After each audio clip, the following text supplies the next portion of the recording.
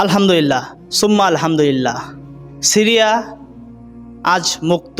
সিরিয়ার নিষ্ঠুর স্বৈরাচার বাশার আল আসাদের পতন হয়েছে। সিরিয়া এখন বিজয়। সেই দেশের জনতা রবের কুদরতি পায়ে সেজদা করে আল্লাহ তাআলার শুকরিয়া জ্ঞাপন করছে। 5 আগস্ট বাংলাদেশের স্বৈরাচার সরকার যখন পেছনের দরজা দিয়ে বিমানে চলে অপর দেশে পাড়ি জমাইছে, ঠিক তেরমভাবেই বাশার বিন আসাদও পেছনের দরজা দিয়ে অন্য দেশে বিমানে চড়ে পাড়ি জমিয়েছে। রাস্তায় রাস্তায় জনতার বিজয় উল্লাস। দীর্ঘ 9 বছর পর মসজিদগুলোতে হচ্ছে আজান, আল্লাহু আকবার।